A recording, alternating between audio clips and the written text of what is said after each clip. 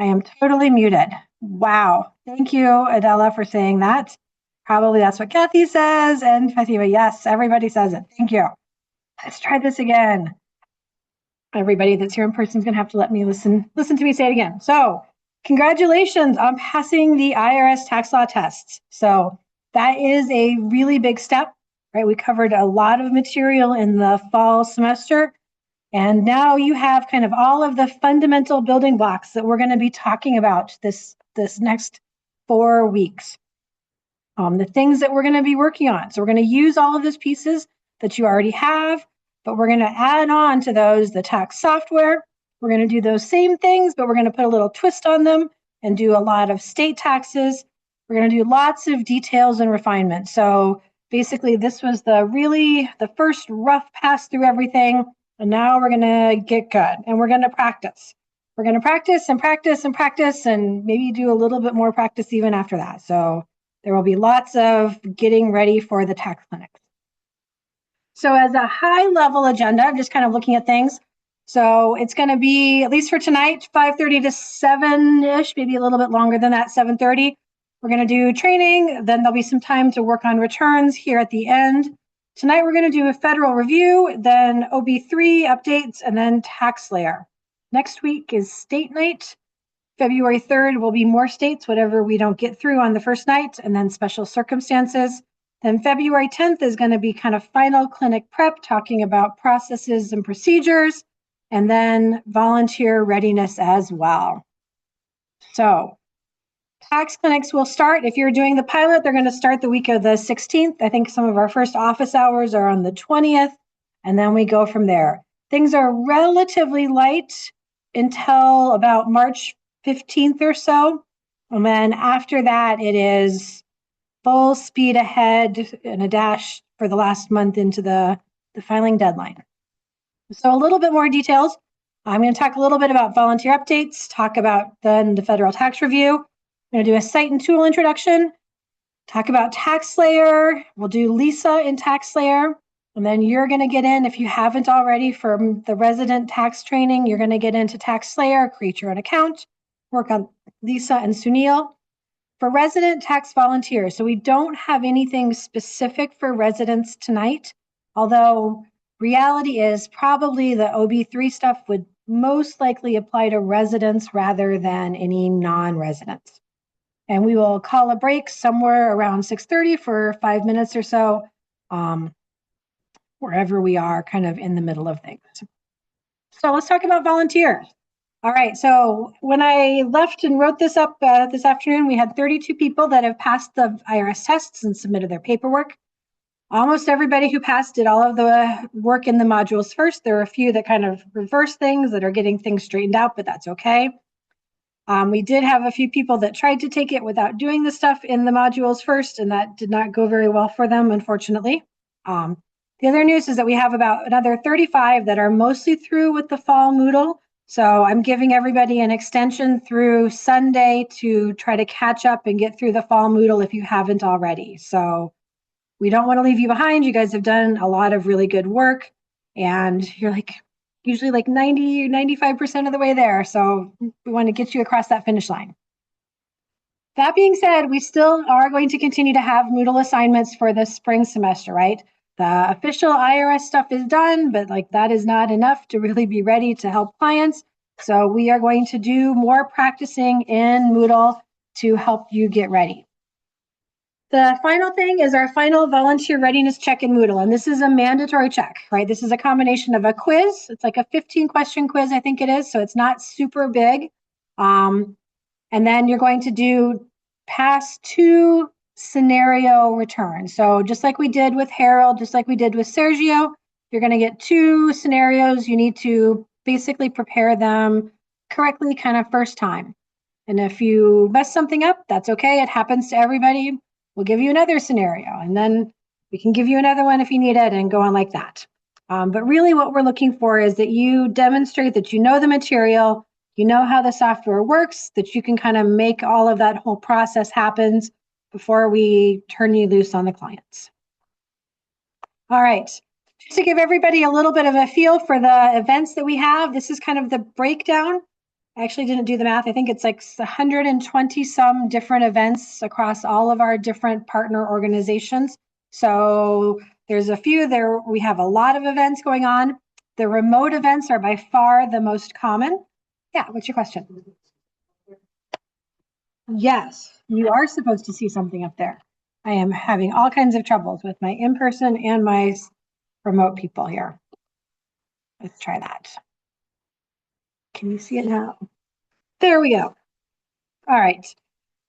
Lots of events everywhere, lots and lots of remote options. So I would definitely encourage you to do some in person if they're going to be near you, but you can do remote if that's what you prefer. It's not a problem as well. I am going to start pitching our road trip option. So if you are a volunteer here in the Twin Cities in Minneapolis, St. Paul, we do a bunch of road trips actually this year. We're going to meet at the Carlson School of Management at the University of Minnesota. We provide transportation, we provide the food. One Saturday, we're going up to Duluth. That's a long road trip. We provide both lunch and dinner. Hopefully we will get another good recommendation on a dinner place from last year. That was quite fabulous. We're going to just go back there again. We're also going to go up to the College of St. Ben, St. John's. We're going to go down to Mankato a couple of times. And then we've got two, I call them mystery trips because we're still negotiating with colleges to find out who wants to go with us and who's got time available when we're available. We're also doing one with the volunteers at App State as well. Meet there at App State. We're going to provide transportation and food, and then we're going to go up to the University of North Carolina, Asheville. Lunch will be up there, and then dinner back in Boone, North Carolina as well. So the organizations give us funding. They give us a decent amount of funding so we can offer a nice meal to encourage volunteers to come help their students. Space is limited, so if you are interested in that, please sign up early. Those generally it's a long day, but it's a fun day. You get to go help people that don't get as much help without it. All right, for the people that have already signed up for clinics or passed the test, right? There is a huge group, 20 people that haven't signed up for anything yet. So if you haven't signed up for anything, or if you've signed up for like only maybe 3 or 4, you can expect an email from me saying, hey, can you sign up for some clinics, please? As we look at our kind of capacity, I know that this is really small. Basically, the thing to look at here, the light blue lines are like how many volunteers we can handle at each event. And the dark blue lines are how many people have signed up for them so far. So the world is your oyster. Basically, all of our events are currently open, so you can pick and choose whatever you like. If you book soon, right, with 20 volunteers, these things are going to start to fill up. So if you have any strong preferences, now is the time. I would encourage you to act on that. The calendars to sign up for these are in the Moodle. I think it's module number 11. There should be a link. It's going to take you to a web page. The web page will have a description of like all of the different events, and then you can click on the calendars to book whatever you want. And I'm also going to really strongly encourage you as well. I know it's a pain, but just create an account in the scheduling system. I know it's like a separate account, but when you do that, then you can see all of your accounts or events that you've signed up for. It makes it a lot easier to go back in and change things. I can help if you don't, but it's easy for you to do it if you do. All right. Current capacity right now is not that much. We've got about 260-ish people that we can help. However, those 20 volunteers that have not signed up for anything yet will provide something on the order of another 800 tax clinic appointments for our clients, right? So that is some big numbers that you guys are going to help support. And if those 35, if a decent number of them come through as well, right, that's another, we would have to add more volunteer capacity at that point because we would not have enough room, but we could do that. All right. The one thing I will say, right, is that tax event signups are a commitment, right? I am going to release appointments to our clients based on you signing up, right? If you don't come to one of our tax clinics, kind of how bad it is depends on how many volunteers we have at that event, right? Generally in person, we're going to have somewhere between 5 to 12 volunteers. Remote is a 4-person max for volunteers. So how much of our capacity do we lose, right? we just lose one person out of 10%, we're probably going to be okay, right? If we have 6 people and we lose one, we probably will notice it, right? But probably we're not going to be done on time. We're going to be working another 30 minutes, 45 minutes to try to help everybody or turning people away. If we only had 4 volunteers and we lose one of them, right? We're going to have to turn some people away. We're going to have to say, I'm sorry. I know you had an appointment, but somebody didn't show up, so we can't help you. Now, if you're sick, that's totally fine. We understand that you're sick. We don't want you to get everybody else sick. But when you do sign up, please honor that commitment that you've made. We will send out desperate requests. Hey, can anybody please come tonight at 5:30? We're short a person. If you can find it in your schedule to help, we do really, really appreciate that. If we're doing this for a remote event, generally there's not really much of a way for us to reschedule around that. We just have to cancel people's appointments. And by the time we get to April, everything is going to be completely booked. There are going to be no appointments available whatsoever. So when we have to cancel somebody's appointment, that means that they're not going to get one because there are no appointments available anymore. So please show up. Please be on time. If you're sick, give us as much notice as you can so that we can try to find somebody to step in for your spot. Let's talk about how this all is going to work for our clients. So the way that our process works is that individuals will sign up for a free membership. So if you go out to our website, nrtaxhelp.org, there is a big blue button right there. It doesn't do anything right now, but you click on that, you sign up. You have to have a school, nonprofit, or government email address. We have a general membership that anybody can join with one of those types of addresses. Otherwise, we have school-specific ones. NRVTAP, Lehigh, WSU, App State, all of those. And Cato, everybody, we're going to have their own membership. And that membership gives them access to a set of website pages. There's education material, learn about taxes. It's like a really high level. So like some of the basics of what we've talked about. There's a bunch of free resources as well. So the software link so that they can do their taxes for free is out there. Links to our online tools and links to the calendars to make tax appointment. We can also put school-specific information about that. So like if you're at the U of M, okay, you're going to get your W-2 by going to One Stop, and you're going to get your 1042S mailed. And if you have a question, email ohr@umn.edu, stuff like that. Our opening day is this coming Monday, January 26th. So that is when the IRS opens for business, and that is when we will open for business as well. Just to give you a feel for how things go, this is what our membership signups look like. So we don't start at 0 because people from prior years will renew their membership. So last year we had about 3,000 people that renewed their membership, and then we ended up with 7,500-ish people as members across all of our different sites. And I would say it's a pretty slow increase in the beginning, and then it really gets ramped up in March, and then there's like a big swing at the very end in April when everybody's like, oh my God, I have to do my taxes, and they've done nothing. Tax clinic signups are all blank. Of course, we don't have anything out there. I will show these slides or some of these slides every week just to kind of give you guys a feel for, hey, this is what's coming down the pipe. Like, hey, lots of people have signed up, or, oh, it's still a little slow. We're going to do some more advertising, that kind of stuff. All right. Any questions on that before I move on?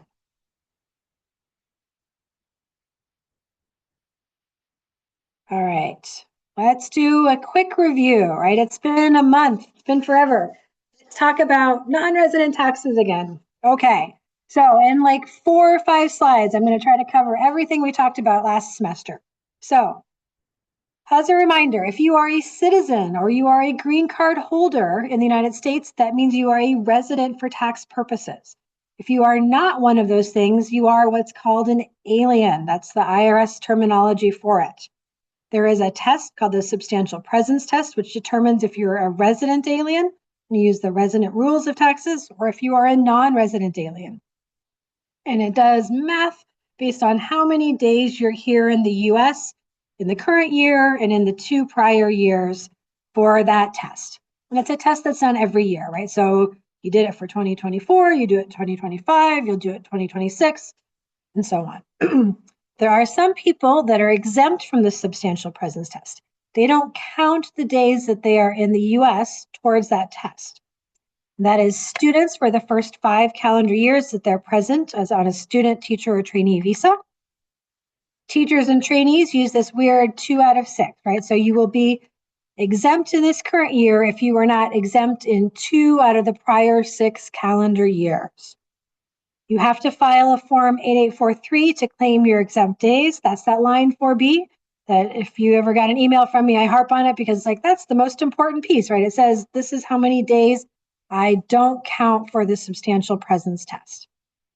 If you file this, right, it almost always means that you're going to be a non-resident alien if you're an exempt individual. Theoretically, I can like come up with like a few crazy scenarios where you would be a resident, but still have some exempt days, but it is not common. All right, so if you're not a US tax resident, you must be a resident of a different country, right? How do you figure out what country you're a resident of? First thing, right, where were you living before you came here to the US, right? Where is your home? So not just like a temporary visit or a vacation, but like where is your permanent home? Your place of business or employment, or where you went to school if you were in elementary or high school or in undergraduate. Where does your family live? Where is your citizenship or passport from, right? Where can you stay indefinitely if you want to do that? If you are not sure about it, there is a fancy link here. It's also on the Moodle website where you can go look up what the different countries' tax rules are. What is the rules about if you are in Canada and you need to figure out if you're a resident of Canada? That's where you can find that information. Generally, it's pretty straightforward though. There are a few folks that are a little bit unique.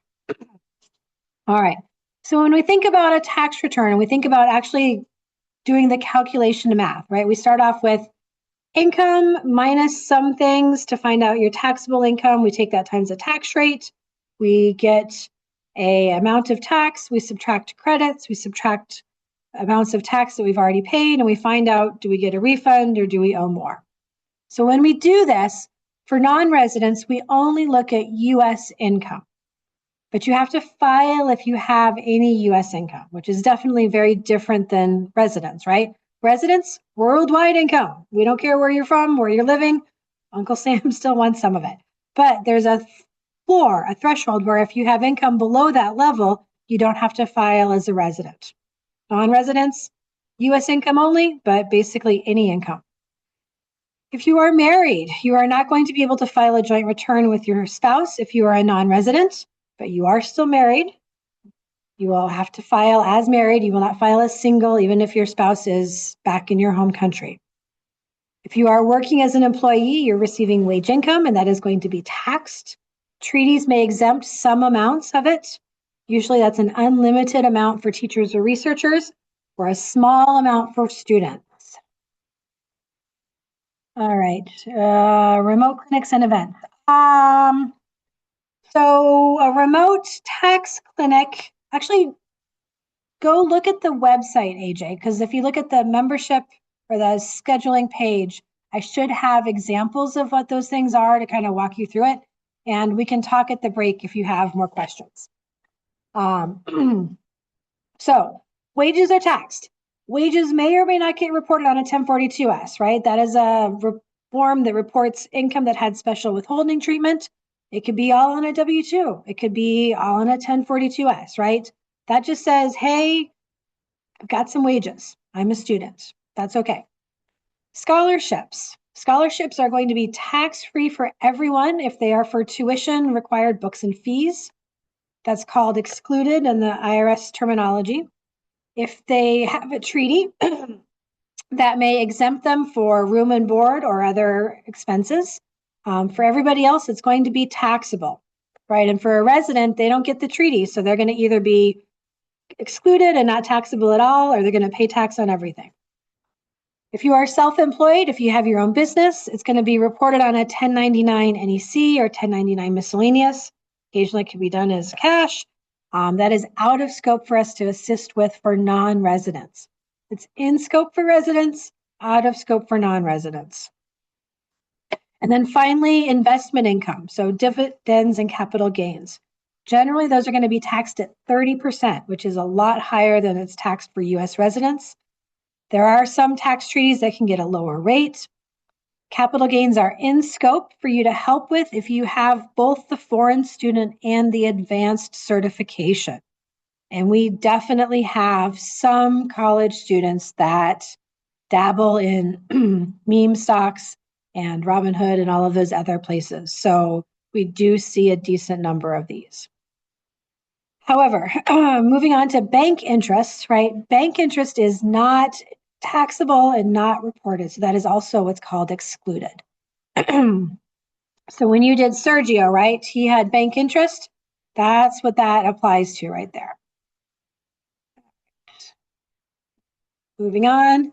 So itemized deductions are for almost everyone. They actually can be for everyone. If those are more, you can always choose to itemize. If you are a student from India and only a student from India, they can take the standard deduction. Everybody else is required to itemize though. Itemized deductions are generally going to be taxes that are paid, income taxes that are paid to state and local governments. If you itemized last year, and you deducted your state tax and you got a state refund, then that's going to be a taxable refund this coming year. You need to include it in your income. The other common itemized deduction that we'll see, or not common, but we will see a little bit of, is charitable contributions. And that's basically it for itemized deductions for non-resident aliens. There are not a lot of them available for them. There are essentially no credits, and there are absolutely no education credits. Like under some very rare circumstances, there can be a credit for dependents, but it is not common. You do not have to pay Social Security and Medicare taxes if you are a non-resident and you are on the primary visa, so the F1 or J1 visa. The people that are here on a dependent visa, a J2 visa, they will have to pay Social Security and Medicare taxes, even if they are non-residents. All right, we have my fabulous favorite 6 treaties, where for teaching or research for 2 years, you pay no tax on your income, no matter how much money it is that you earn. But if you stay 1 day into that 3rd year, that treaty benefit is retroactively eliminated, meaning it's like it was never there, and you owe tax on your entire visit. And those countries are India, Luxembourg, the Netherlands, Thailand, Pakistan, and the UK. And we will see some people with this situation. It is duration based, so it may extend into a year when the individual is a resident alien. Treaty benefits for residents are out of scope for us. Yes. In calendar year, so if you're in 1 day of the calendar year, or is that so this is duration for 2 years. So if you came in August of 2024 and you stayed until July of 26, right? That would be good. You're less than 2 years of duration. You're good. If you stayed until like September of 2026, that is not good anymore because you've passed you're into the 3rd year of duration. Canada has the super cool rule, right? If you earn less than $10,000 of wages, you don't have to pay any tax on it. But if you earn more, you pay tax on everything. Germany has the same treaty benefits for students for wages, but it's retroactively eliminated after 4 years. So usually most German students don't do that because they're going to be here for more than 4 years. China students get an exemption that goes even when they become residents, that $5,000 continues, which is super cool. And then teachers and researchers get 3 years rather than the normal 2 for their unlimited money. All right, that was a really quick review of things. Does anybody have any questions about those?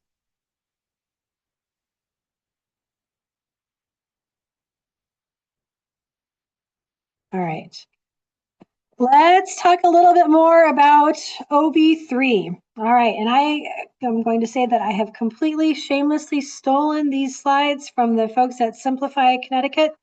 And again, this is going to probably be mostly non-resident filers, but theoretically, it does apply to non-residents as well.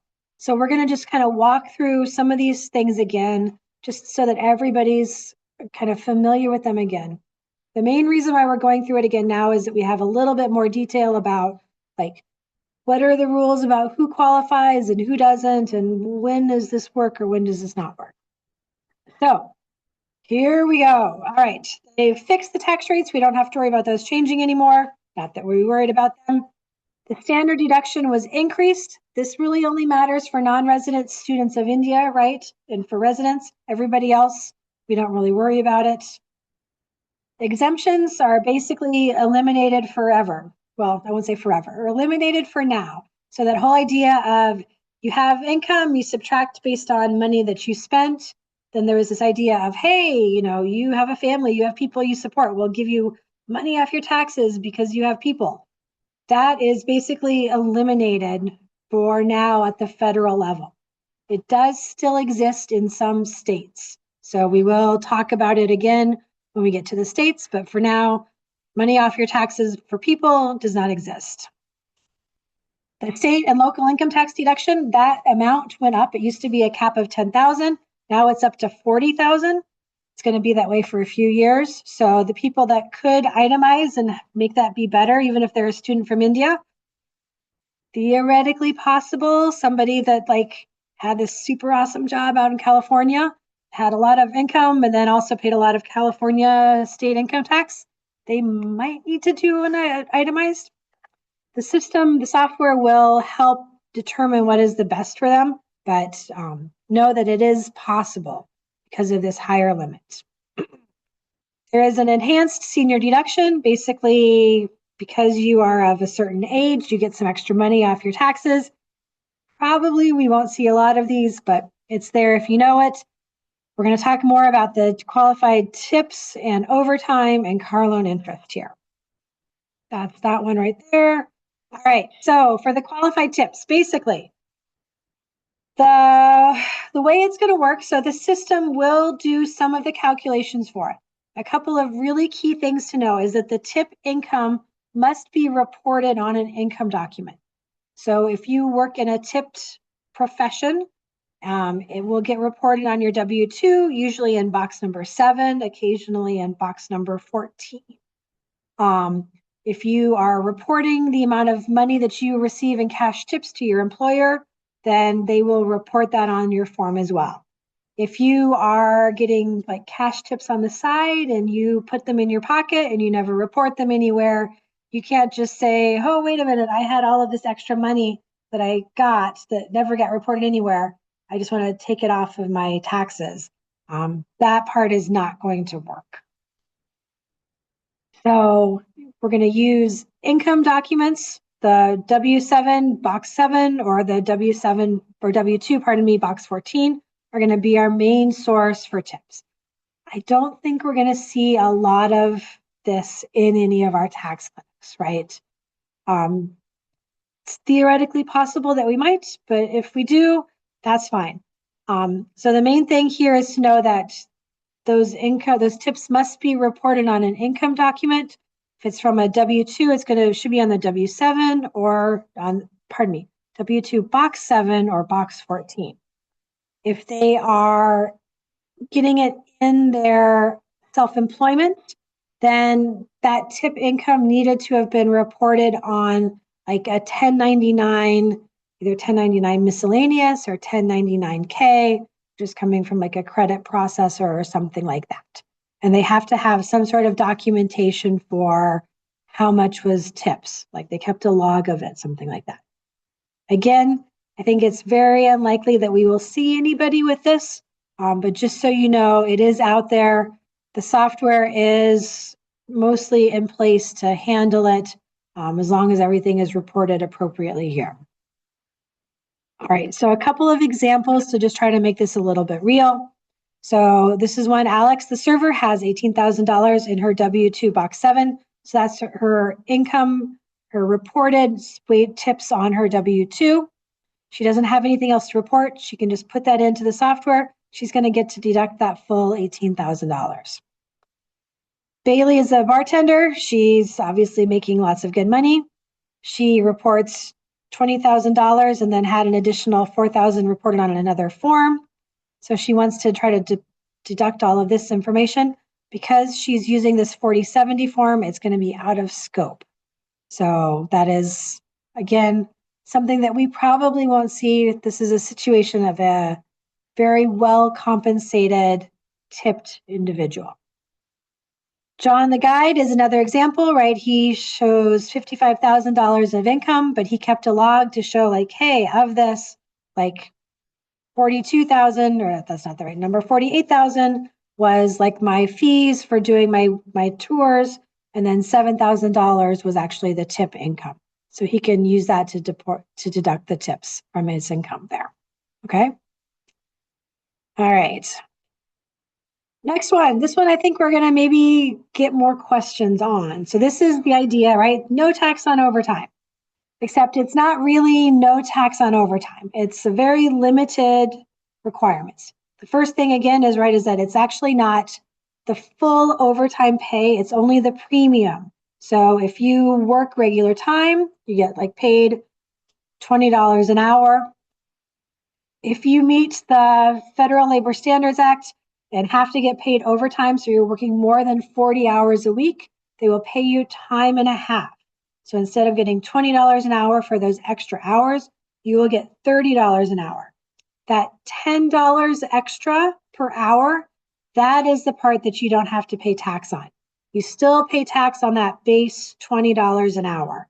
It's only that $10 extra that you would not have to pay tax on.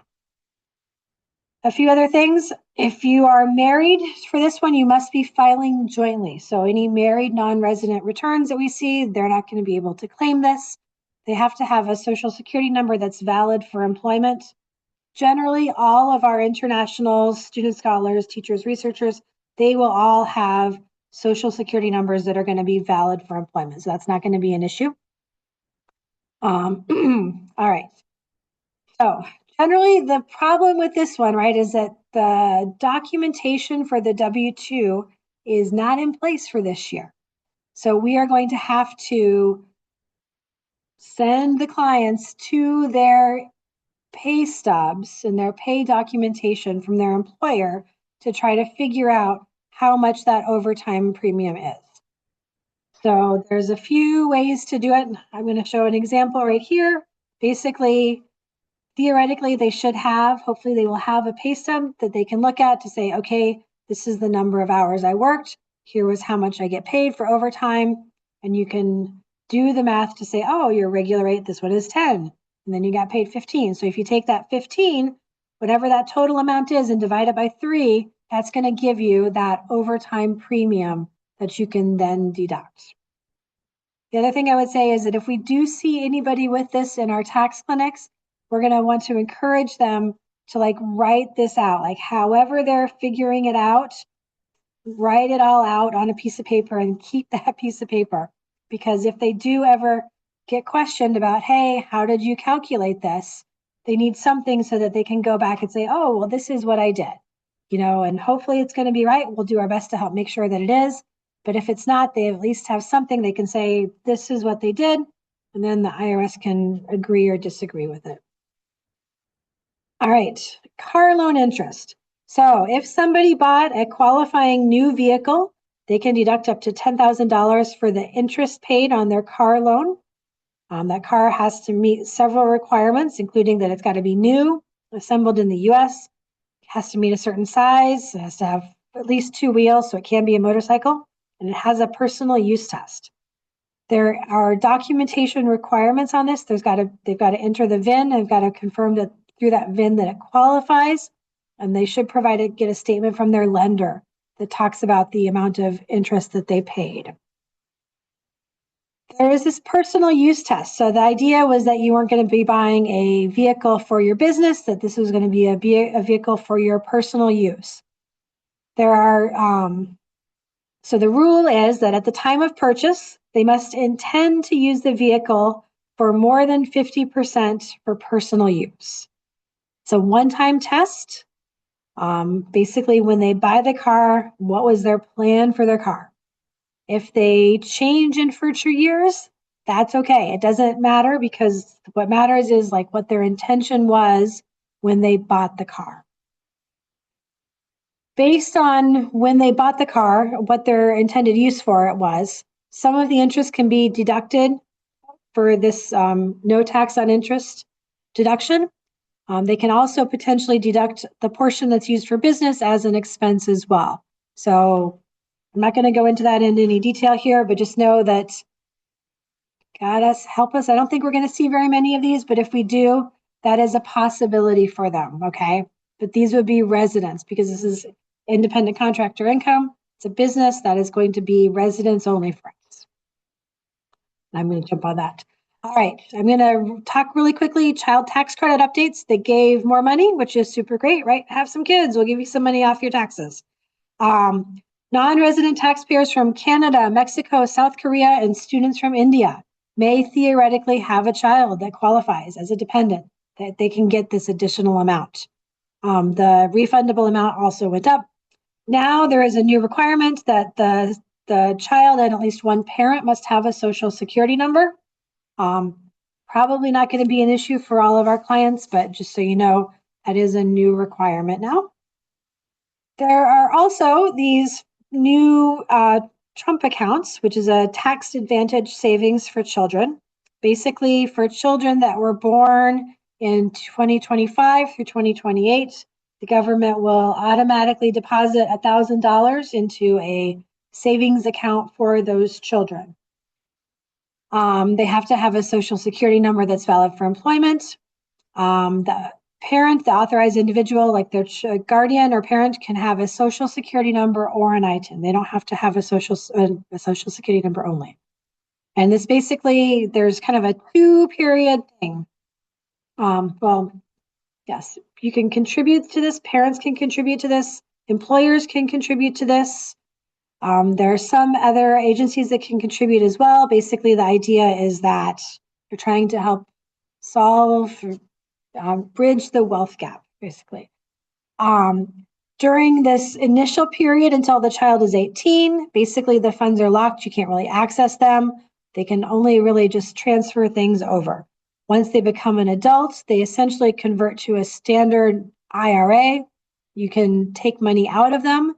The distributions are going to be taxable.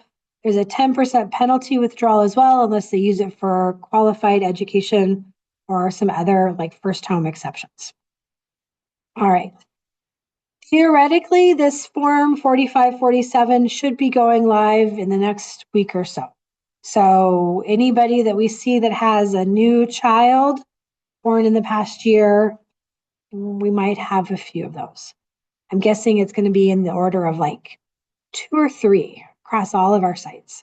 So if you are the grand winner of the Trump account as a volunteer, let me know. I'm interested to see it. Okay. And one more here, really big one actually, which is they are no longer going to mail refund checks, or at least they will not initially mail refund checks. Basically, they want everybody to have a bank account here in the US so that they can electronically deposit a refund.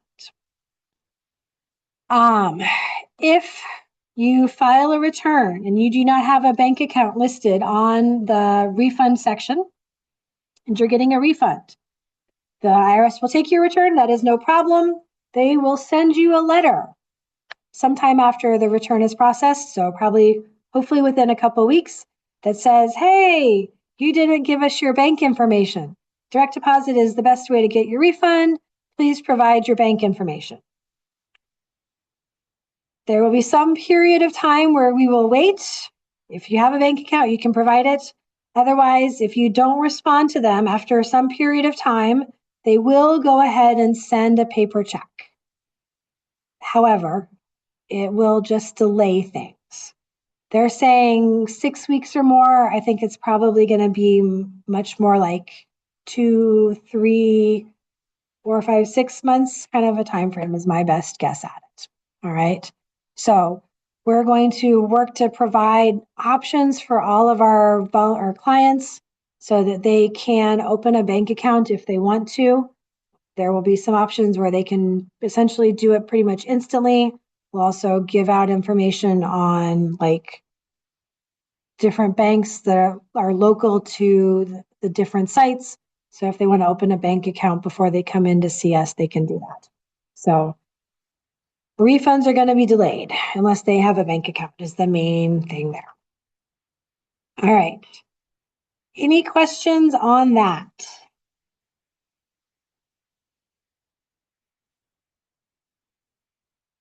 All right, of those for non-residents, the bank account thing is the big one, right?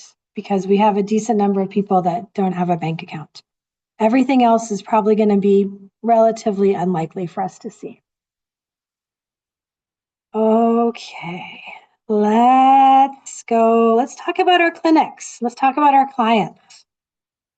Okay, so just as a reminder, so the SEVIS system, which is the Student Exchange and Visitor Information System, there were something like 1.1 million international students with active student visas here, calendar year, academic year 23-24. Right? Some of our biggest partners, if we look at the number of students they have, right? U of M's our biggest, University of Utah is our newest partner, and they're the next biggest. UMBC, Mankato, WSU, plus a bunch of other smaller schools, right? So the students that we support on the order of like 18,000-ish international students. If we think about a traditional VITA model, right, that takes about an hour of volunteer time for every tax return prepared. We do not have 18,000 hours of volunteer time available to us, right? With our current signups, it's probably not quite this. I think this was updated early this morning, right? Right now we said we've got like something like 110 hours of volunteer time. So that is nowhere near the volunteer horsepower it would take to support that number of students, right? It's just not realistic for us to be able to think that we can do a traditional model and help a significant number of the people that need it. Even if we just wanted to do like one of the schools, it would be very difficult. All right, if we compare our volunteers and our clients, right? So as volunteers, you will have had, are in the process of getting a good 12 to 16 hours of training and practice, right? You've passed these IRS certification tests. You know where the IRS publications and website is. You have access to tax experts, support from the IRS, the state departments of revenue, and other resources. You're going to have a good 48 hours of tax software practice, right? You guys are going to know your stuff. Our clients, right, they have about 0.001 hours of training. Usually the International Student Services will say, as an international student, you are required to comply with tax laws and file your tax returns. That is your training that you've received, right? They have Dr. Google, they have ChatGPT, they have their friend network, which may include residents, which use an entirely different set of rules that they may not know, right? And they have no experience in the tax software as well, right? No education, no instructions or guides, where they can pay for a specific software, but that still is not always the easiest to follow. So, realistically, it is not reasonable to expect that our clients are going to be able to do their own returns correctly without significant help. And it's also realistic to expect, right? They're not going to want to spend the same amount of time you guys have all spent and will spend learning all of the materials to develop that capability. So, though our clients don't know what to do with it, they do generally have like the raw information, right? They have their I-94, they know their travel history, when they came in, when they left, they know what visa they have their income documents. And the one really good thing about non-resident taxation is that it's complicated, but it is also very logic-based, right? There are not a lot of choices in a non-resident return. If you tell me your visa types and your travel history, right, I know what your federal tax residency is. It's not like you get to choose that. It's based on those facts. The other advantage that we really have, right, is that these are students, scholars, teachers, right? They are quite tech savvy, at least certainly very much so compared to a typical VITA population. So how do we kind of bridge this gap between the support that is needed and the support that we can provide and this population, their challenges and their strengths? right? And the way that we do that is we use the TaxSlayer FSA software, right, which is the DIY plus help. They do their returns, they do their work. We don't have to have the equipment. We don't have to have the sheer number of volunteers to be able to do that work for them. And then we provide help on an as needed basis, which is our email support. We provide office hours and we provide tax clinics, both remote and in person. So we do provide a lot of help, but we just don't do it for them. All right. So the biggest bridge is that we've developed a series of online tools to try to help bridge this gap between the knowledge of what they know and what they have for information, right? We want to take that knowledge or that information and turn that into guidance and instruction so that people can do their own returns. And so they can use our returns to see how to prepare their returns. So the best example that I've kind of been able to come up with is a cooking example, right? So in the tax training, we are teaching you how to cook. And we're not just teaching you how to cook, we're teaching you guys to be a chef, right? You are going to know all of the stuff. You are going to the culinary school of taxes, all right? We are going to give our clients a recipe, right? You don't have to be a great cook to be able to follow a recipe. You don't have to be a chef. You have to be able to do a little bit of stuff, like know how to turn on the stove and what a frying pan is and chop the vegetables, but you don't have to be an expert. You can follow the recipe. But as the chef, right, we need to be able to walk around and look at that and say, oh, you forgot the bell peppers in your dish that you're cooking. You put way too much salt in it, right? And go through and diagnose and identify things really quickly. So you need, as a volunteer, you need to be the chef. You need to have that level of expertise. So why haven't I told you about this stuff before? All right. I know it is painful, but there is nothing like having to fill out the forms by hand to understand how those forms work, right? Reading the silly line instructions. Line 16, add lines 12 through 14. All right, we will add lines 12 through 14, right? It is not super lovely or fun, but it really helps you understand how that form is supposed to flow, how it works, where the information goes. The tax software for non-residents, right? It is not going to save us. It's not going to automatically put information where it's supposed to go. Yes, it'll do the tax calculation correctly at the end. And there's a few places where it'll flow through properly. But a lot of that stuff, we are going to be making it do what it needs to do. And you need to understand what that is before you can make it do that. So this is why I didn't tell you, right? Because you are the chef. You can learn the tools, but you need to know why these tools work. You need to understand the fundamentals underneath them before you start trying to use them. If you try to use them blindly, they don't, the tools are 99%, 99.5% good, right? But if I help 5,000 people, that means that 25 times out of the returns, right, there's going to be problems, and we need to be able to catch those. And you need to be able to catch them as you're walking around, without that tool right in front of you. All right, TaxSlayer also has issues, right? So here's a fun example I found today. Look at that. It says your days in 2024 must be greater than 0 and not exceed 365. Even though hopefully most of us remember that last year in 2 years ago, ouch, 2 years ago in 2024, it was a leap year. So there were in fact 366 days. So hopefully they will get that one fixed soon. All right. So let's talk about what those tools are. We have 3 of them. The first one is very easy. Am I a non-resident alien? Enter your visa and visit history. It's going to do all of that math for you to count all of your days. Look at the substantial presence test. Look at whether you're exempt or not. It's going to make your life a lot easier. Treaty benefits tool, right? It's going to take our 4011 that we have and it's going to automate it for us. Am I a non-resident? What country am I from? What kind of treaty benefits do I have? Oh, I have a W-2 only. Well, how much of my income is going to be treaty exempt or not? And then our personalized guide tool, where we combine am I a non-resident alien plus my treaty benefits tool, plus some extra interview questions to give them like the recipe. This is how you prepare your return in the software. We also have like an 8843 only version that says, hey, you don't have any income. You just need to file that form 8843. We can help you with that. That's no problem. All right.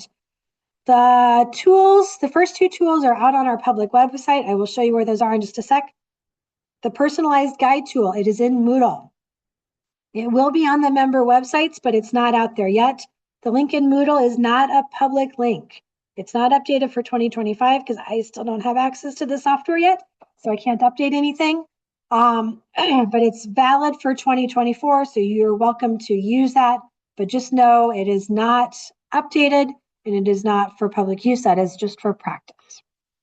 All right, so if we look at our public tools, so if you go out to our main website, nrtaxhelp.org, go to services and then free tax assistance, scroll down a little bit. Here are the free tax tools. All right, so I'm going to just show you those really quickly. Let's do this. We're going to do this. Let's go here. No, let's do it this way. Okay. So services, free tax assistance. Scroll down. Am I a non-resident alien? All right. So we're going to do Sergio again. And I'm going to make up some numbers here just to make it really easy for myself. Let's just say that he came 08, 31, 2022. Oh, let's try that again. He left in the summer for 2023. He came back in the fall. Let's pretend that he stayed here and then he left in the summer of 2025. And then he came back in the fall of 2025. All right, check status. Congratulations, you are a non-resident alien for 2025. It does all of my counts of days for me. It says, hey, you are required to file a Form 8843 to report your exempt days. Yes. I did not turn the screen off on purpose here. That is really weird. I don't know why it did that.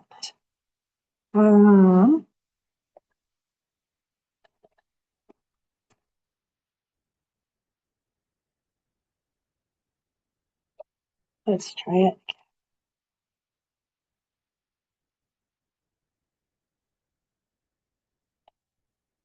Yeah, it doesn't work. All right. Let's try HDMI connection.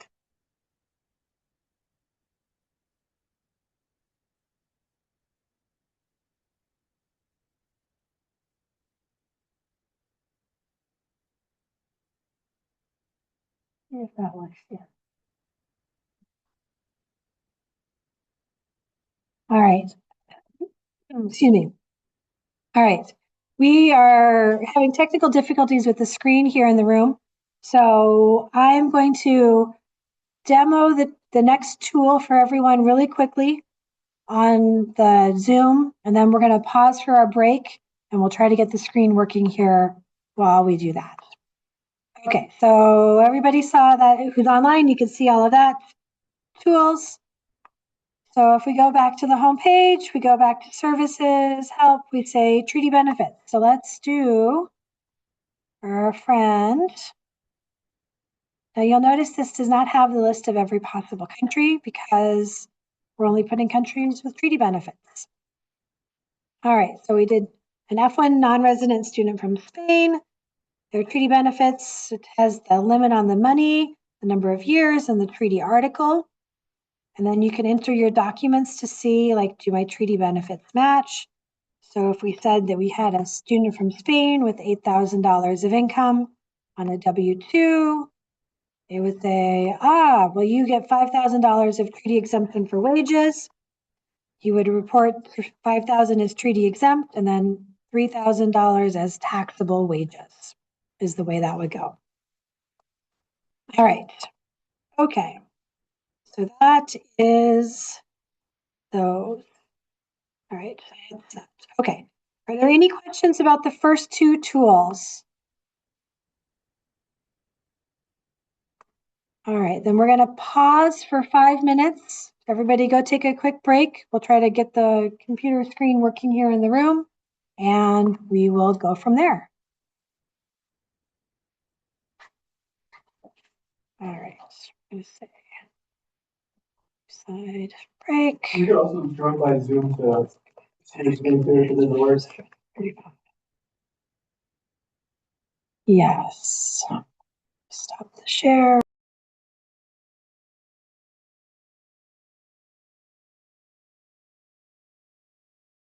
Started.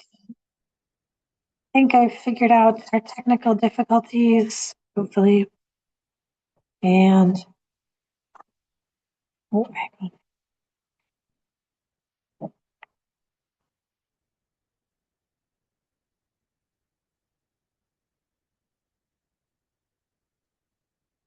Hearing an echo.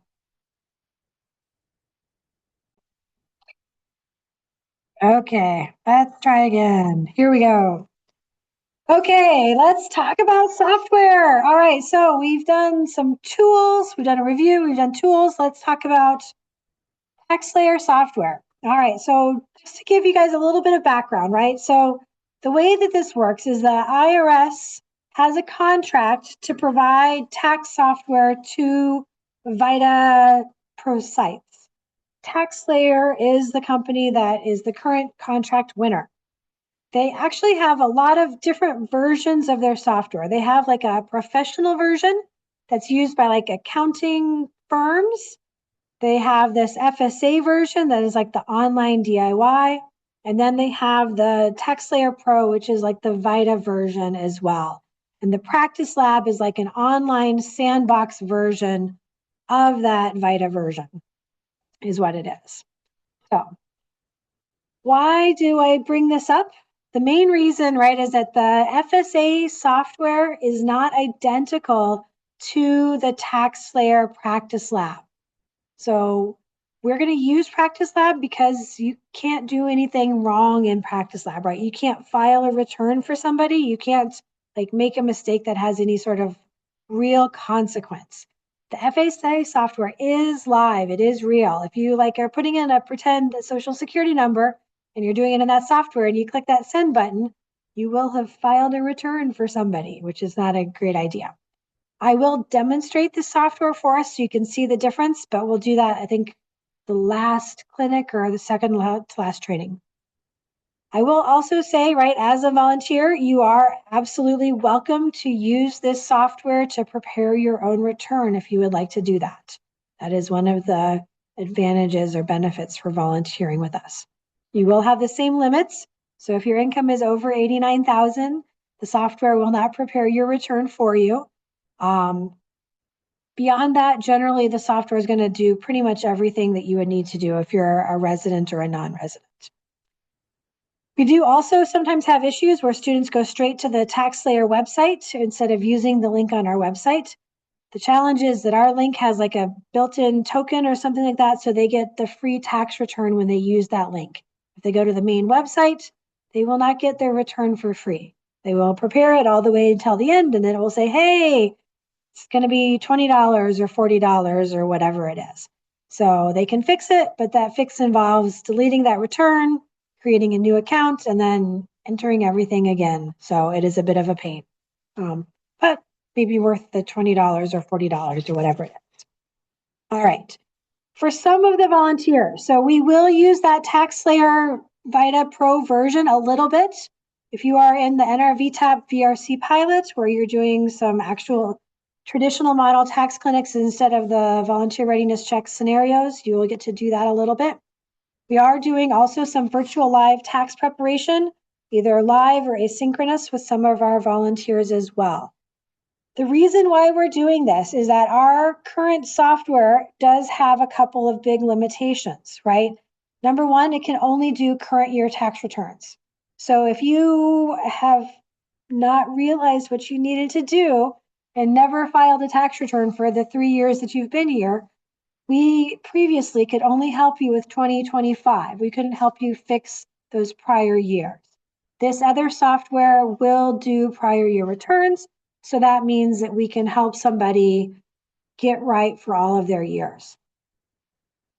If you make a mistake, you are preparing your return, you prepare your return in February and you send it in. But then in March, you get a 1042-S income document that you didn't think that you were going to have. And so it turns out that you've double counted your treaty benefit and now you need to undo that. You have to file an amended return to fix the issue. Sometimes, for a few limited circumstances, you can't actually do that in the TaxSlayer FSA software, but most of the time you can't, and you have to have an entirely new return, an amended return. And the TaxSlayer Pro version can do that, whereas TaxSlayer FSA cannot do that. It's like a one and done kind of a version of software. So that's why we're adding that in there. If you're one of the volunteers that's going to be doing that with us, thank you very much. We really appreciate it. There's definitely a need for this support that we haven't been able to provide in prior years. So very excited to be able to do that this year. All right. Just so you know, the upper left-hand corner of TaxSlayer is going to show the name for the version of what version they have. If it says Simply Free, it is not going to be Simply Free. It is going to be the one that makes them pay. If it says American Pledge, at least that's what I did last year, in the prior years, if it says American Pledge, then it is going to be the free version for them. All right, so let's talk about the federal income tax process with Lisa. Remember Lisa? She was our very first student that you ever learned about. She's from China. She came here in 2023. She worked on campus. She'd filed last year with us. She had to pay more Minnesota tax, but she got a federal refund. She's studying accounting here at the U of M, right? And she's got a 1042-S with income code 20. So she's got wages reported on a 1042-S of $5,000, which is her treaty benefit. And then she's got an additional W-2 that shows wages of $8,400. All right, this was that little table that I put together, right, that kind of shows how we figure out what is her total income, what is her treaty benefit, and then we report the rest of it as taxable income, right? This is definitely not always the case. That example for Sergio, he is like, you're going to see quite a few of those. So that's why we practice it a lot. And this was the order that I did for the forms. And I'm going to also say, right, if you're ever reviewing a return, this is the same order that it's good to do a review in as well. You're going to start at the back and like work your way forward for a review. Look at the 8843, confirm their residency, confirm where they're from, then go to the Schedule OI, then through the other schedules, and then you finally end up on that 1040 NR. So that 1040 NR form is the last one that you're going to be looking at when you're doing a review. And so you'll see when I give you feedback, that's the way I do it as well. I always start at the end, kind of work my way up, because all of those other forms, the Schedule OI, the Schedule 1s, all those, they all provide numbers that go on to the 1040 or the 1040 NR. So that's why you got to kind of work your way there first. We can see your screen. You haven't been sharing. Of course. Thank you for saying that, whoever that was. There we go. And I missed the things. Okay. Let's hide this, hide this. Boy, I am definitely, obviously out of practice here. All right. So going through the forms, that was that. So yes, basically, all right. So if we did an Am I a non-resident alien for Lisa, right? This is what her Am I a non-resident alien would look like, right? It did the math for us, counted all of the days, says, yes, Lisa, you need to file that form 8843. If we did a treaty benefits tool, it would say, yep, I'm an F1 student from China. I'm a non-resident. These are my treaty benefits. If we entered her income documents here, it would say, yep, your information basically matches, right? Your treaty exemption for income on wages matches your 1042-S. So she could use that for preparing her tax return. All right. Now we are going to prepare a return for Lisa like she was a client. Again, remember, right, this is the personalized guide we're going to do. It's going to be the 2024 version. The link for this is in the Moodle module number 12. So everybody should have access to it. It was locked down until the tax training started, but I think everybody should have access if you've gone through and you've done your IRS test and your volunteer paperwork. All right, and we're going to use TaxSlayer. We're not going to use Practice Lab or FSA, but we'll go from there. Let's make sure that, yes, okay. So we're going to make that small. We're going to make that small. We are going to go here. All right, so I have a link that is direct. So I'm going to just use my link rather than re-entering everything. Yes, I can't remember everything off the top of my head. Okay. All right, so personalized guide. Are you a citizen of the United States? No, she is not. Lisa is a citizen of China. She lived in China before she came here, right? This is our tax residency question. We've got some guidance here. People can always send us an email if they have questions. Now we're going to do that residency test here. So she came 08, 01, 2023. She left 5/31, 2024. Came back 08/31, 2024. And she didn't leave, so we can leave this last exit date alone. And when we look at the options here, so we've got all of the different types of, like we have Fs and we have all the different J1 types, F2s, J2s, Ms and Qs. Other exempt visas, this would be like people that work for the United Nations and things like that. But if it's not one of those types of visas, then it's going to be what's called a non-exempt visa, right? And this is all of the other types, H1B, TN, B1, B2, all of those other versions. All of those ones don't exempt your days of presence for the substantial presence test. You have to count your days if you have one of those visas. But we're going to do those. It's going to say, yes, congratulations, you're a non-resident alien. We're not going to give the count of days because we don't really need it at this point. We're going to ask about if she's married or not, because that can affect her return. Does she have a social security number, which she does? If she does not, then we'll give instructions about what to do. She has a W-2. She has a 1042S with code 20. Now, if I said that she had no income, because I know that she needs to fill out a form 8843, this would take me into the section. Oops, I think I did back. I already did those. It would take me into the section to let me fill out an 8843 form for her. But for now, we're going to do her tax return. We're going to enter her income documents again really quickly. 1042S, code 20, 2000, continue. All right. Did she give monies to a charity? No. Did she make payments on a student loan? Oh, did she file a tax return last year or year before? Yes. Did she get a refund from a state tax return? No. She had to pay. She is a yes. She had to pay extra tax. Poor Lisa. All right. We haven't started talking about states yet, but this guide does handle a lot of states. For now, we're going to be lazy and we're going to pick Texas because they don't have a state income tax. That'll make life easy for us. And we're going to create the guide. All right, so that is the process that our clients would go through, right? They would just answer those same questions, enter their same information, and it will give them a personalized guide that's going to look a lot like this.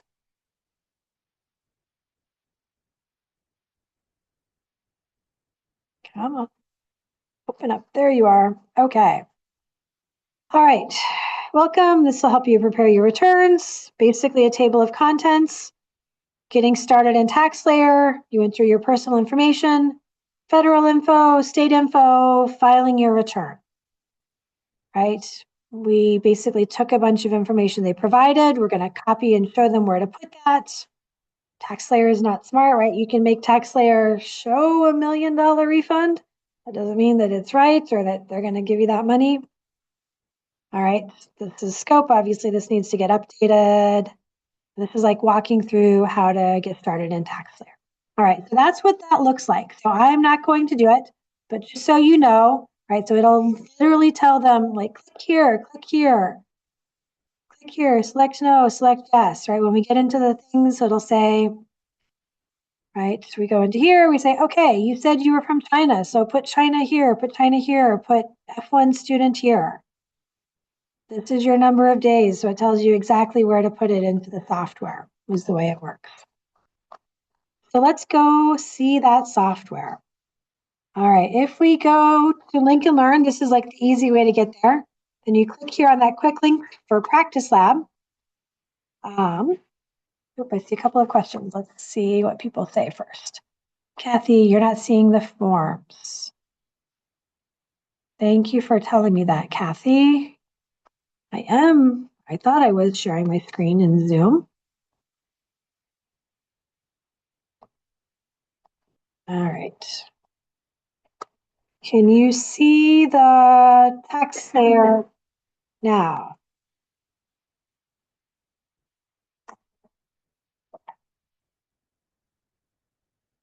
Ah, that was sent earlier. Okay, thanks, Kathy. All right. So let's go back to here. All right. So we're going to do Lisa's return in Practice Lab. So at the end of this presentation, there's some instructions about how to get access to it, but we're going to do that right here for now. All right. We're going to enter a pretend social security number because it won't really matter. And we'll get started. All right, so I am not going to go side by side for the software and the personalized guide, but just know that that is how the guides are intended to use. Is like one screen or one half of the screen has the guide, the other screen has the software, and then you can just like page through it all, like walk you through the whole thing. All right, but for Lisa, we're going to start. So she is a non-resident alien. So she's not going to click single. She needs to click non-resident alien. And then she can say that she is a single non-resident alien. We do get a lot of folks that click the wrong thing by accident. All right. We're going to enter her name. We pin that so it doesn't drive me crazy.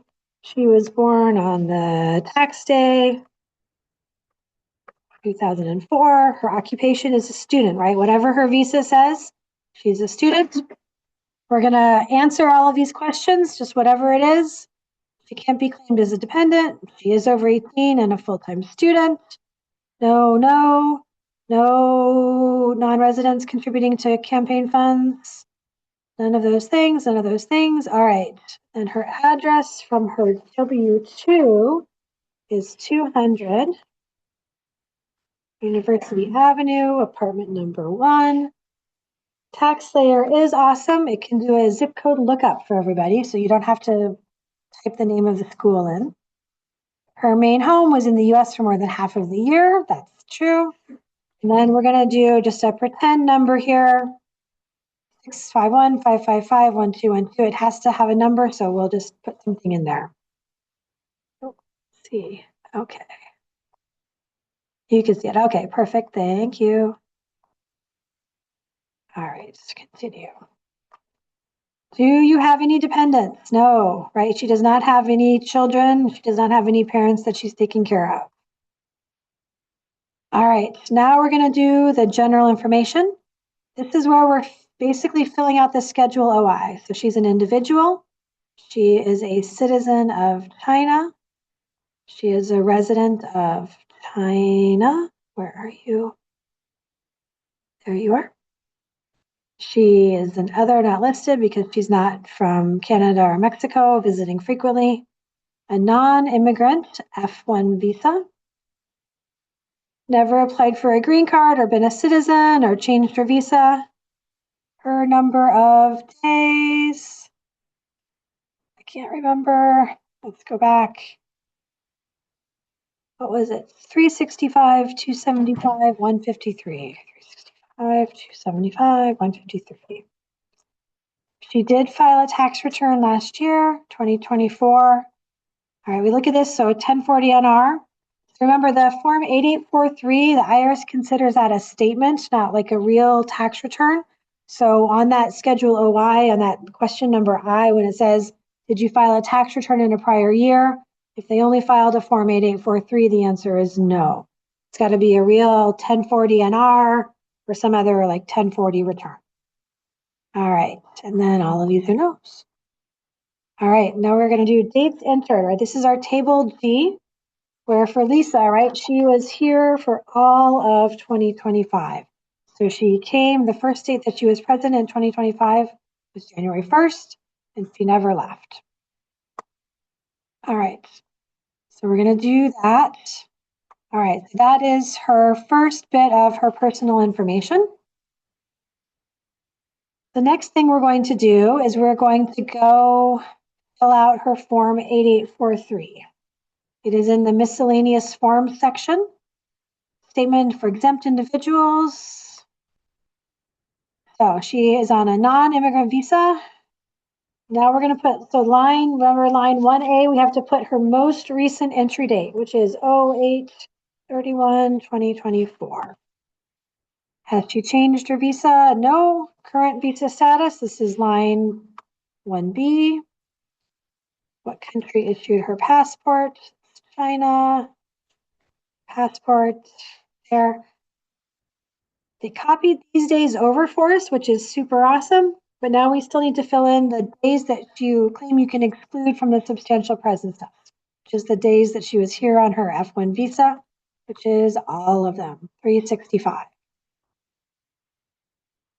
She is not a teacher or a trainer, or trainee really is what it should be. She is a student. So we're going to go to part 3, students.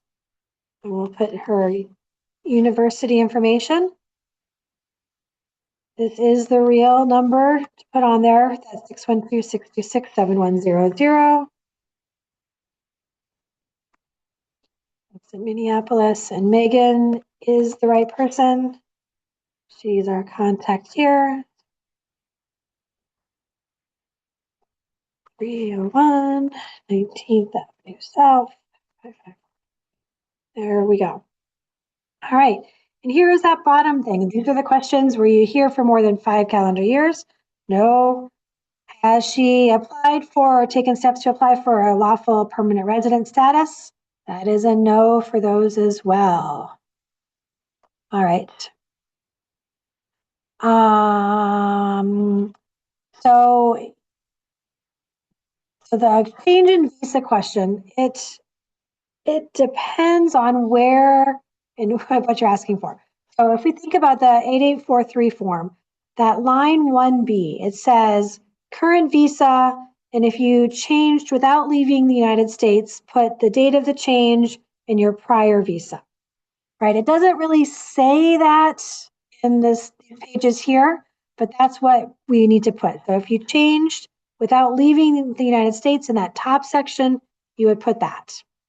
This next section down here, this is that line number, I think it's 11 on the 8843, where it says, did you have a visa in one of these years, F, J, M, or Q? If so, say what it was for those years.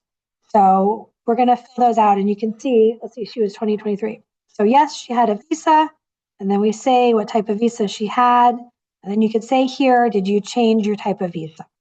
And then you would say, what was your new visa, and what was the old stuff? For Lisa, she didn't change.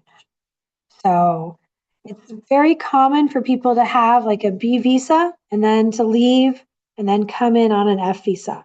So, but in that case, it's just that one, it's not a change without leaving, it's a separate entry. So the 8843 is still pretty straightforward and simple. All right, there we go. That is her 8843. Okay.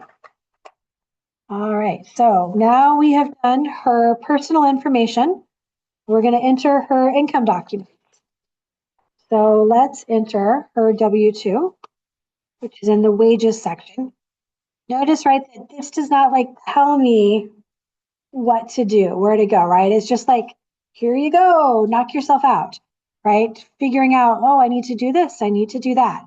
That's one of the challenges that the personalized guide kind of helps with, because then it tells you, oh, now you're going to enter this, now you're going to enter that. So we're going to enter her W-2, and it's basically set up so that it doesn't look exactly the same, but it's got all of the same information. So like box B on the W-2 is employer identification number, which is what it is on the real form, 7513, right? That's the University of Minnesota. That is their real number as well. Then we enter the wages and tax withheld, box number 2. Now, TaxSlayer is so helpful. They are just so nice. They try to tell you, oh, well, you had 8,400 of wages, so you probably have 8,400 of Social Security wages and 8,400 of Medicare wages. And we can calculate how much you should have paid in Social Security and Medicare taxes, right? But our students theoretically shouldn't have those taxes and those wages because they're non-residents. That doesn't apply to them. So we want to make sure we see whatever their W-2 form has, we're going to match it. If there's stuff on the W-2, we're going to put it in. If it's not on the W-2, we're going to get rid of it. And the easiest way is to just delete it. Don't do a space, just delete the entries. And it'll be fine. The system will handle that. There are no other boxes that we have to figure out here. Look, Social Security tips from that no tax on tips thing, but that's all blank for Lisa. We don't need to worry about it. Go down to the bottom, the state, do Minnesota. There we are. You have to enter the state ID number and the state tax paid. There was local tax paid and local wages. We would put that in as well. We could enter another W-2 if we had one, but Lisa just has that one, so we're going to just enter that. And we can say continue. All right, the next thing we're going to do is we're going to enter her 1042S, which is buried in this payments and estimates section. And if we go down, foreign persons, U.S. income subject to withholding. All right, it is chapter 3. Yes, chapter 3 at the very top. Tax rate. So you will notice all of the required forms have that little red star. So the W-2, the 1042S form, is a big form. It's actually used for all kinds of different income. And so lots of different sections can be filled out based on the individual and what's happening. But most of that information is not required and it's not sent to the IRS. So we only have to fill out the stuff that has that required red symbol. So, which is this number here. The exemption code is 4. It's not an amended return or any of those things. Our income code is 20. Gross income, box 2 is 5,000. She does not have any tax withheld. Box 7A and 10 are blank. So we will just jump down. We'll find the only other thing that's required is this number 13, recipient code, which is 16. So she is the recipient. She is an individual. Everything else can be left as a blank, and we continue. And we continue. All right, so we've done her personal information. We've done her federal tax, her income. Now we are going to do her treaty benefits. So those are actually back up in the basic information. Schedule OI, income exempt by treaty. We are going to select the country, which is China. It has a list of treaty benefits. And sometimes it tells you which ones they are, but this one it does not. So we will look at our list in the 4011. I know it's a 20, but is it the 20B or C? It is 20C. Number of months claimed, she filed last year, so 12. And the amount of income that's exempt is $5,000. And that just filled out the table L in our schedule OI, and which gets also transferred over to the 1040 NR, line 1K. All right. And that should basically be Lisa's return. Let's take a look at it. See how I did. Let's make it bigger. Okay. All right. So when you download things and you upload them for scenarios, just upload this whole file. You don't need to like worry about cutting any pages out or anything like that. There's a bunch of like junky pages in the front from like TaxSlayer stuff. Just ignore it. Send it all. It's super good. All right. Oh no, I did not do everything. I completely forgot. Does anybody know what I forgot? Does anybody online have the scenario open and know what I forgot?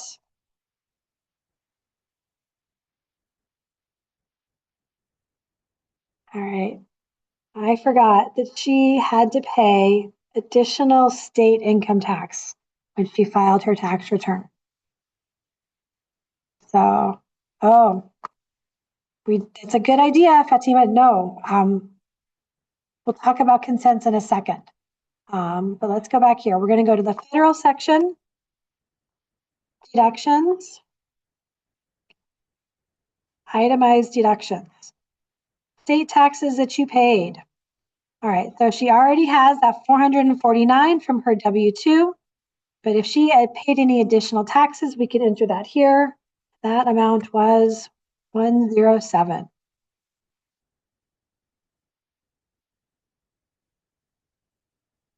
There we go. All right. Let's jump down to the summary print. We're going to skip the state sections for now. We don't need to do those. We'll do them next week. All right. All right, so if we look at this here. All right, so here's her 8843. Lisa, her name, F1, 831, 2024. F1, China, passport number. Those are her days.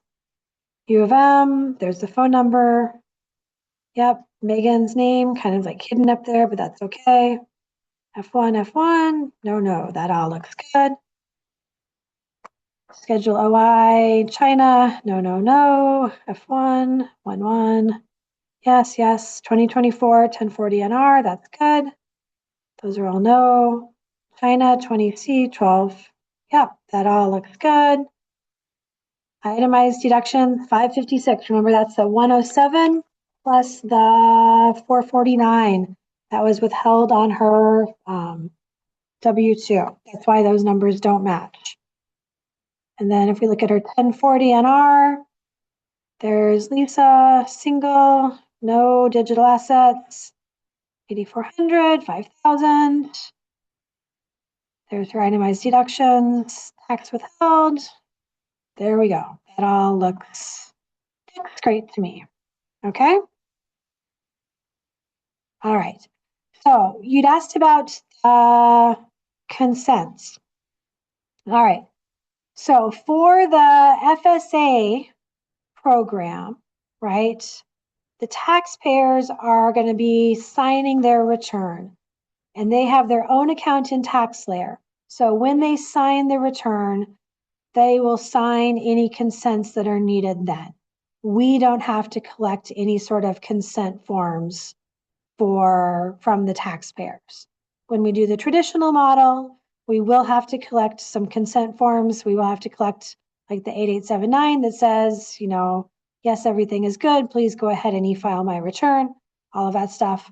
But for the FSA program, we don't have to do any of that. So that's another one of the benefits of the FSA program. All right. Does anybody have any other questions about TaxSlayer before we keep on going here? Okay. All right. So we're mostly through. We got a little bit more, but we should be done by 7:30 here tonight. Okay. So our clients generally, the most of our sites, right, they use that facilitated self-assistance, that DIY plus help model, right? The clients have the link, they get their own account in the software, they do their own thing, right? We help them with the process. One of the big challenges, right, is that scope is very important, right? If it's in scope, we can help them. If it is out of scope, right, the software may still do it, but we can't help them with that part, right? Sometimes the software limits, like does things directly. It's 89,000, not 79. That was a typo.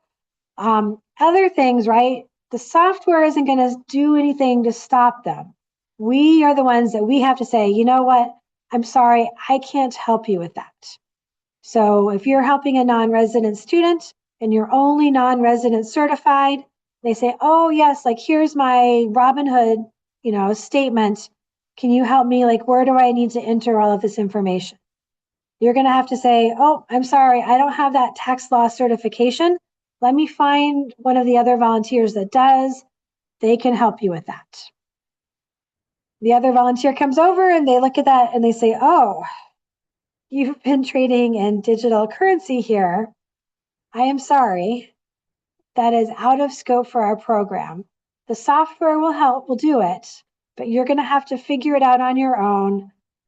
I can point you to the IRS website that walks you through the information that you need to understand, but we can't tell you how to do it or if it's right or if it's wrong, right?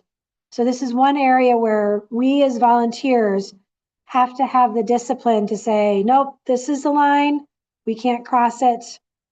This is where your site coordinators for your tax clinics are very helpful, right? If you have a volunteer or a client that's saying, come on, man, just like, you know what to do, just tell me.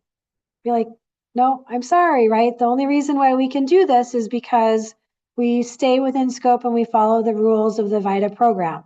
If we start to violate those, we could have the entire program shut down for everybody. So we're not going to do that. We can still provide some help, but it's just not going to be nearly as much. If it's something where we don't know, right, you can send them to your site coordinator. Site coordinator can talk to me. We can go to the IRS, the State Department of Revenue. There are lots of websites out there from reliable sources, right? Minnesota.gov, IRS.gov, things like that. We're not going to generally recommend ChatGPT or anything like that because it's not going to necessarily get it right. Just a couple of reminders here, right? This is our scope statements. So most of everything is here in scope. Out of scope is going to be income over 89,000, right? The software is going to just lock up. It's not going to give them a return. Treaty benefits for things other than wages, scholarships, or capital gains. Some state income taxes, right? The software does them all, but we just aren't trained on all of them. Self-employment income for non-residents, income earned outside of the United States, cryptocurrency, and other digital assets. And then we can do some special help for prior year and amended returns, which is new this year. All right. All right.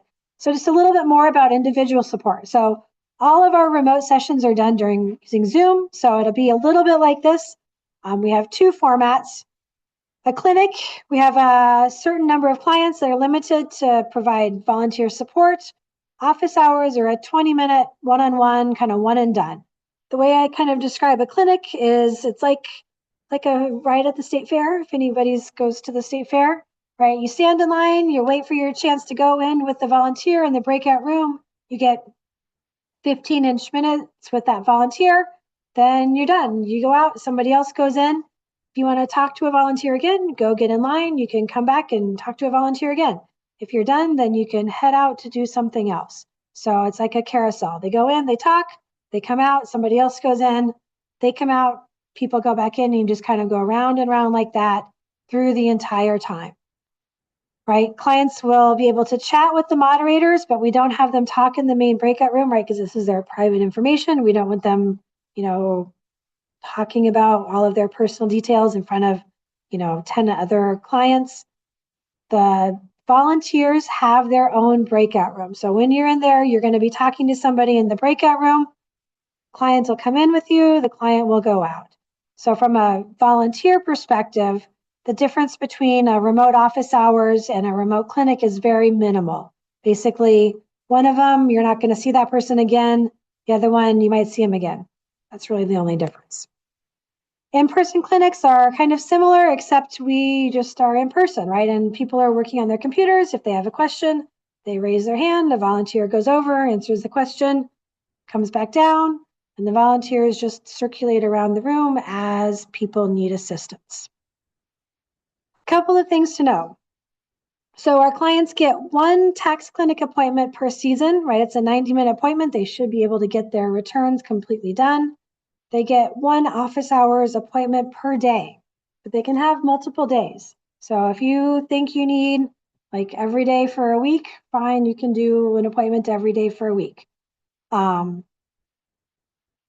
If you don't show up, so clients can cancel their appointments up to 4 hours in advance. So they make the appointments, they can cancel the appointments. If they do not show for their appointments, if it's a tax clinic appointment, they don't get any more tax clinic appointments. They're done, right? If you look at that, right, how much did we say? 18,000 students, and we've got hopefully 800 appointments, 1,000 appointments by the time we're all done. So we're not going to be able to help everybody that wants to get help. So to have your time as a volunteer, I won't say wasted, right, but not get fully utilized because somebody doesn't show up, we're not going to give them another appointment. They can walk into a clinic, they can do a remote office hours appointment if they can make that, but they're not going to get another tax clinic appointment. If they have an office hours and they don't show for the first time, they get a warning.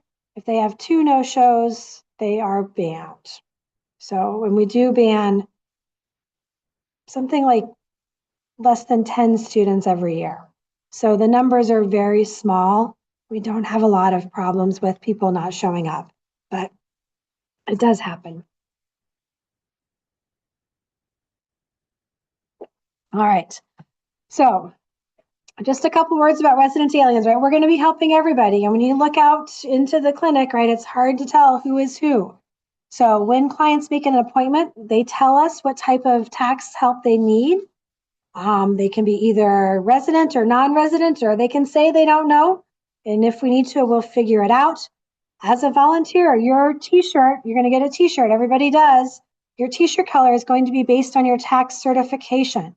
If you're a non-resident only, you're going to get a yellow t-shirt.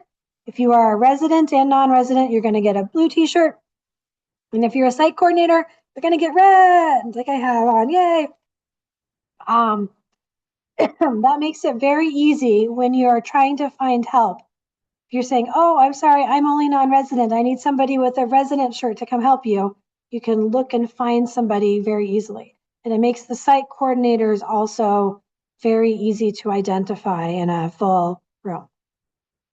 And then I do things like this where I monitor to say, oh, how are we doing for the number of non-resident volunteers and the non-resident appointments? This one is good, this one is not good, right? We need more blue, we need more blues than we have. So that's kind of how I monitor things. All right. So for our traditional non-resident DSA or DIY FSA sites, right? You're not going to be preparing returns start to finish. We're going to practice that a lot so that you understand how it all works, but you're not going to be the one doing it, right? They're going to do it. You're going to be troubleshooting, right? This is where that whole chef concept comes in, right? They come over and say, is this right? Like, where do I do this? I can't figure this part out. You're going to help them get unstuck. You're going to review their return when they're done. You're not going to like page through all of the TaxSlayer pages to do that, right? Because that can take, like, there's a lot of pages. It's going to be looking at where they are and then looking at finished returns so that you can go from there back to, is that return right? All right. The general process for the personalized guide, right? Get organized, get your income documents, create your guide, follow the guide to prepare your return, and then file your return. Come to see us if you need help. All right. And that is all of the material for today's session, all right? The rest of the session, so I'm going to encourage everybody. So you saw me prepare Lisa's return in TaxSlayer. I'm going to encourage you to go do the same thing. Lisa's scenario is out there in Moodle if you want to do that. We also have Sunil as well. So you can see how to do a student from India, right? There is a very specific order that we do things in, right? Income or personal information, income, adjustments, deductions, states if we're doing them, and then we file the return. So don't bounce around. It's very easy to get lost. This is what happens to our clients. Sometimes they get lost if they start jumping around. Once we're done, I will stick around if people want to do things. Otherwise, you guys can head out earlier. When you do this, make sure you create them as separate clients in TaxSlayer Practice Lab, because we're going to be doing state returns for all of our people. So if you have them already created, it makes life a lot easier and very fast if you can just go in and create the state form, because it can literally be like 3 or 4 clicks. All right. For next week, please sign up for tax clinics or tax events if you haven't already done so. I will send you a gentle reminder about doing that. Work on Lisa and Sunil, right? We've got the example. You know what it should look like. Give it a try. See if you can make it look like that. And then you're going to have some Moodle assignments. So we've done Harold's return, right? You know what that return looks like. You have the answers. I want you to now recreate that in TaxSlayer. Then you're going to do a new return. You're going to do Kim. There's a quiz on where to enter information in TaxSlayer. And then there's another quiz as well to start practicing on reviewing returns. So we're going to try to do a practice on review for every week. I will say, just on the quiz or on the Harold and Kim, in particular Harold, I am going to be really mean on the grading because you have what those forms should look like. So when you submit the forms to me, please do a review yourself and make sure everything matches. So that is your first kind of practice with reviewing, is you know what it should be. Were you able to get there? And if you're not, please shoot me an email. I'm happy to help you figure out where it is that you're missing something. But those forms should be the same. Otherwise, you can update them again so that they're the same. All right. Any questions on that? All right. Your turn. So I think everybody's hopefully saw, but the link is in. There's a module in Link and Learn about Link and Learn in Moodle about how to get in and create an account. Basically, here's some information as well to walk through how to create the account and start the return, and off you go. And that's that. All right, I'm going to stop sharing. I'm going to look at the chat, see what else we have. Does anybody else have any other questions? Thanks, Adela. I think you're probably already gone. All right. Any other questions for anybody? Okay.